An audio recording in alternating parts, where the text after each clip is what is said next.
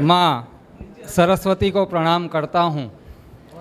इस सम्मानित मंच को प्रणाम करता हूँ। आप वरिष्ठ जनों की गरिमामयी उपस्थिति को प्रणाम करता हूँ।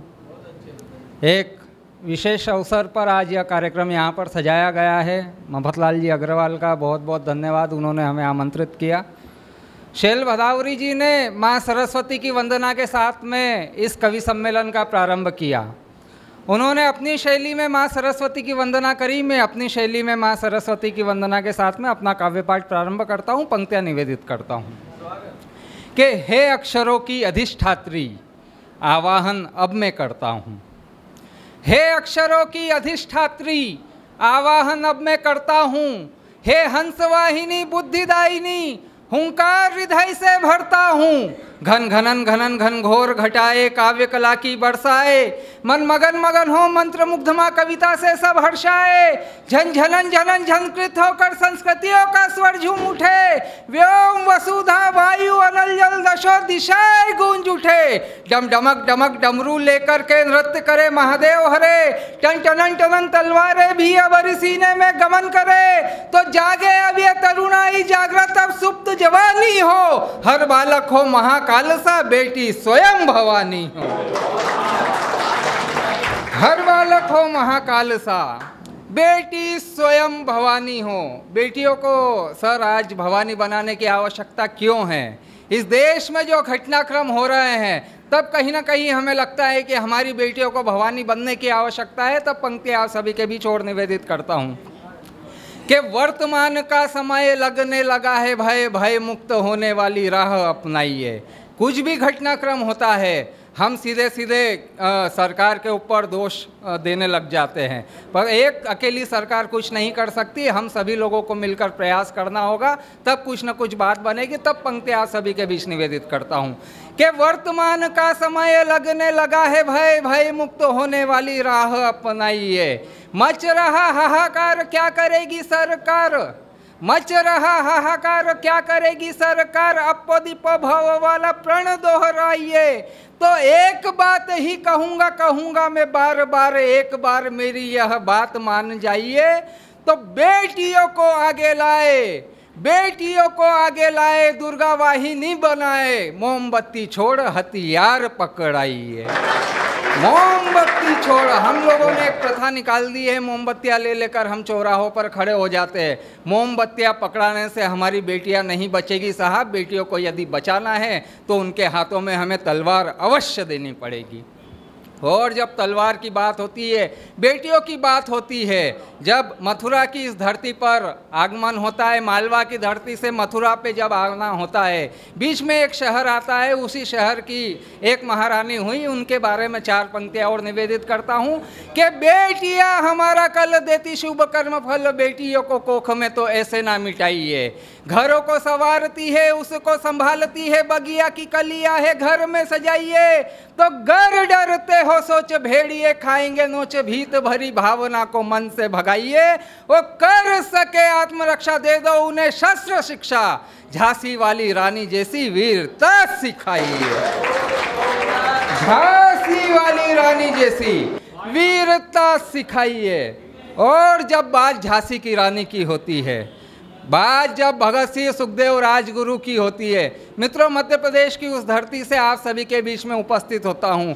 यदि हमें राजस्थान की धरती पर गर्व होता है कि उस धरती ने महाराणा प्रताप को जन्म दिया, हमें यदि महाराष्ट्र की धरती पर गर्व होता है कि उस धरती ने छत्रपति शिवाजी महाराज को जन्म दिया, तो मुझे उस मध्य प्रदेश की धरती पर भी गर्व होता है जिसने चंद्रशेखर आजाद को जन्म दिया। और कौन हुए हैं चंद्रशेखर आजाद? पंक्तियां निवेदित करता हूं कि काल था विकराल था वो भाभरा का लाल था। कौन? चंद्रशेखर आजाद। काल था विकराल था वो भाभरा का लाल था। वो फिरंगी सल्तनत सम्मुख बना एक ढाल था तिवारी कुल जन्मा भारती की शान था। ताव देता मूछ पर वो इंकलाबी तान था। रक्त से होली बताओ क्या कोई भी खेलता। वो अदालत में तड़ातड़ चाबुकों को झेलता। जब पिता का नाम पूछा तो कहा स्वाधीनता। जेल खाना घर बताकर दंड को उसने सहा। नाम पूछा तो कहा मैं हिंद की आवाज हूँ। नाम मेरा जान लो तुम, मैं स्वयं आजाद हूँ। नाम मेरा जान लो तुम, मैं स्वयं आज़ाद हूँ। ऐसे अमर बलिदानी चंद्रशेखर आज़ाद का जन्म हमारे देश की इस धरती पर होता है।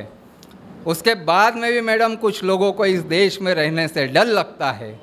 तो दादा, जिन लोगों को भी इस देश में रहने से डर लगता है, उन लोगों का इलाज इसी उत्तर प्रदेश की धरती से प्रारंभ हो चुका है। और क्या इलाज प्रारंभ हुआ है, पंक्ति आप सभी के बीच निवेदित करता हूं। और उत्तर प्रदेश की इस धरती को तो मैं इसलिए भी प्रणाम करता हूं क्योंकि यहाँ पर हम सभी के आराध्य मर्यादा पुरुषोत्तम प्रभु श्री राम और योगेश्वर श्री कृष्ण का जन्म होता है। और आज उस धरती पर आकर काव्य पाठ करने का सौभाग्य मुझे प्राप्त हो रहा है। तब 4 पंक्तियाँ और निवेदित करता हूँ कि सकल चराचर जग में ऐसा ना कोई विद्वान हुआ, कभी सुदामा मित्र बना तो कभी पार्थ संधान हुआ, जिसने जैसे मन से चाहा उसने वैसा पाया भी, राधा रानी का प्रेमी तो मीरा का भगवान हुआ। राधा रानी का प्रेमी तो मीरा का भगवान हुआ। ऑपरेशन सिंदूर के अंतर्गत यह कार्यक्रम रखा गया है। कई लोगों के मन में एक प्रश्न उस समय उठा जब इसका नाम दिया गया, ऑपरेशन सिंदूर ही क्यों दिया, कुछ और नाम भी दिया जा सकता है। तब 4 पंक्तियाँ और आप सभी के बीच निवेदित करता हूँ कि वेदना संवेदना का ध्यान भी भरपूर था। क्या रही होगी मनोदशा जब ऑपरेशन सिंदूर नाम दिया था। वेदना संवेदना का ध्यान भी भरपूर था, दृष्टि से ओझल नहीं था लक्ष्य किंतु दूर था। मांग पूरे देश की थी मांग जब उजड़ी यहाँ, इसलिए ही ऑपरेशन नाम भी सिंदूर था। इसलिए ही ऑपरेशन नाम भी सिंदूर था। और विश्व समूचा देखेगा अब पीड़ा मिटने वाली है। 72-75 वर्षों की एक पीड़ा या उसके पहले कई वर्षों से लगी हुई जो पीड़ा है, एक बहुत बड़ा दर्द है, वह कहीं ना कहीं हम लोगों को लगने लगा है कि अब समाप्त होने वाला है। तो विश्व समूचा देखेगा पीड़ा मिटने वाली है, राम काज करने को आतुर बजरंगी बलशाली है, चक्र चलेगा दुष्ट मरेंगे संयम भी अब डोल गया, पहलगाम का हमला हम पर समझो सोवी गाली है।